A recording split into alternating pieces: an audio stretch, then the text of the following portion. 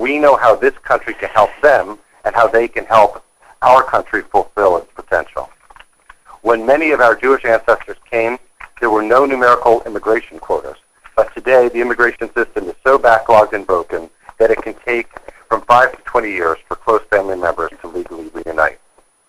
We need immigration reform that keeps families together, creates legal paths for future migrants, brings undocumented populations out of the shadows, empowers immigrants to integrate, and establishes effective enforcement that bolsters national security and human and civil rights. CIR, Comprehensive Immigration Reform, is the right answer for our Jewish community and for our country. Passing immigration reform will also help our economic recovery and improve our security.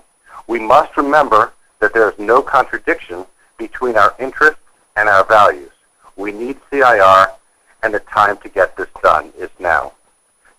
Today, the Jewish community's movement for immigration reform is the We Were Strangers Too campaign, led by HIAS, Jewish Community Action in Minnesota, and Jewish Council on Urban Affairs in Chicago. We Were Strangers Too is comprised of 23 sponsoring organizations, and of that, there are 10 local organizations with activists in these cities.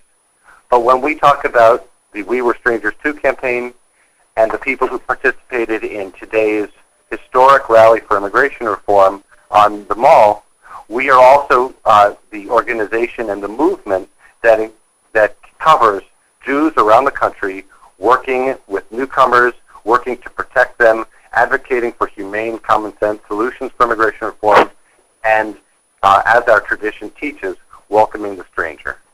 So thank you again, everyone, for coming on the call, and I'd like to kick off the comments with Congresswoman Jan Schakowsky of Illinois. Congresswoman.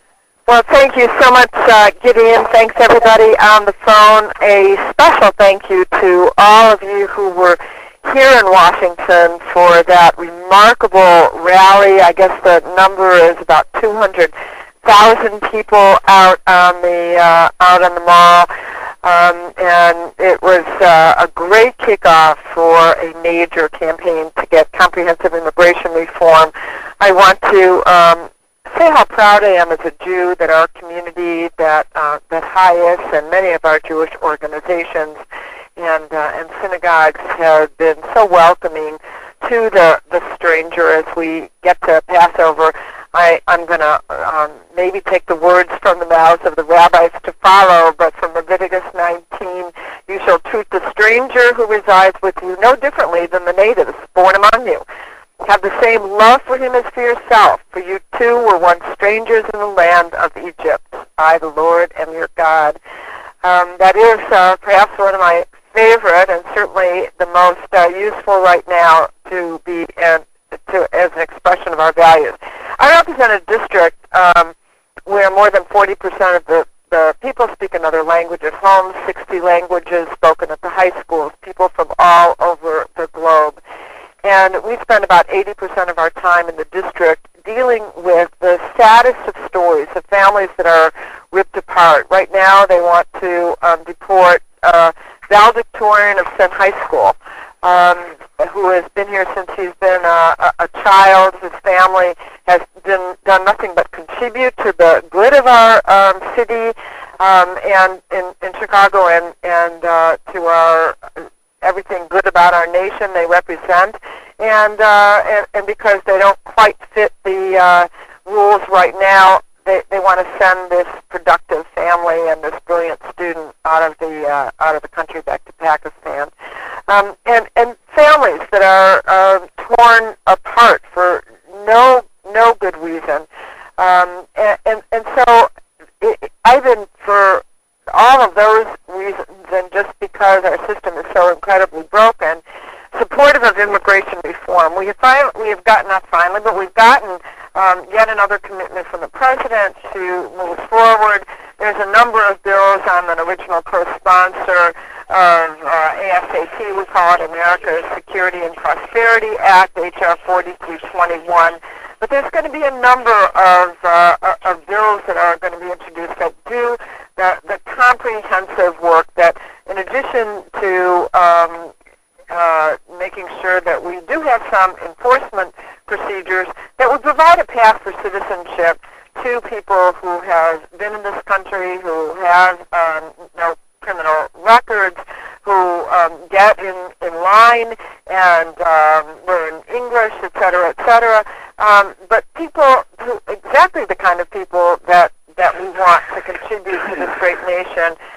We are a nation of immigrants. I'm a first-generation American. A lot of Jews in this country can't trace their heritage back in this country very, very far. And we want to make sure that the same opportunities are there for immigrants. A good example is even in this health care bill, one of the failures that we're going to pass today, and I'm thrilled about that, but one of the failures is we're saying that people who are undocumented are not even with their own money going to be able to buy into the health care exchanges that we create. And it's just absolutely crazy and reflects, I think, just the opposite of a constructive view of our immigrants in this country. And so we need to make sure that they have a way to come out of the shadows, to fully participate, and not to continually be discriminated against. I mean, the numbers of people in my district that will benefit from that. You know, a lot of them are going to be afraid, by the way, to participate in the census, to admit that they're even here. It's going to hurt many of our urban areas where we have a lot of work to do to convince them that they should. But they're afraid of government, and from my experience in my office, I understand that fully. So we're going to need to be steadfast and patient and work hard, just like it's taken us some time to do this health care bill, but we're about to prevail in the House of Representatives.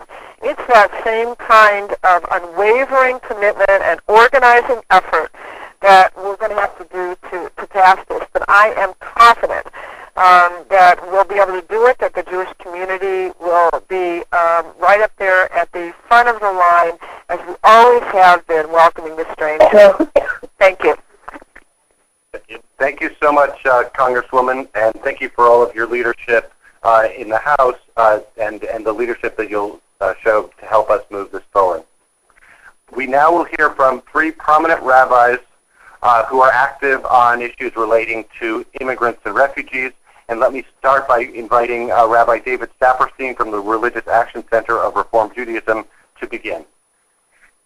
Let me just flag for everyone that on Tuesday at the National Press Club there will be released a new poll indicating that 2/3 of people who identify as people of faith in the United States support comprehensive immigration reform with a path to a legalization of undocumented residents in our country. So this is an issue of growing momentum for the Reformed Jewish community, for the rest of the Jewish community. I think there are several core principles at stake. First, what the Congresswoman has so well identified of the rule about the stranger, of which there are two parts to that rule. The first is the broad moral commandment, to love the neighbor as ourselves, to love the stranger as ourselves, to treat them the way that we would want to be treated in every way that is required by fairness and decency and compassion. The second is a more specific rule, a legal rule, of ensuring that all social benefits that would be given to the non-Jew, to the Jew in our community, should be shared with the non-Jews who dwell with us as well. The ger was the stranger, not a person passing through, but the ger toshav was the resident alien, the exact analogy to immigrants in our own country today, and providing them with the same legal rights and the same social benefits is vital. And finally, we are the quintessential immigrant people, standing about forced to flee persecution, deprivation, lack of opportunity from land to land across the face of the globe. In every community that opened its arms and welcomed us, we thrive, we flourish, and we added immeasurably to those countries, most particularly here in the United States, and so too with every immigrant group that has come. If the lesson of our Passover is we too are strangers in Egypt, if the lesson of our history was what we can contribute and what it means to us to be treated with decency and dignity and equality and fairness, this is what has compelled Reform congregations to open its doors during the sanctuary movement, to organize legislatively on this issue, and to stand wall to wall with the entire Jewish religious community in asserting the rights of resident alien, legal and illegal, and undocumented residents here in our country to have full and equal rights and a path to citizenship. It represents the highest Jewish values. We need to make sure it happens.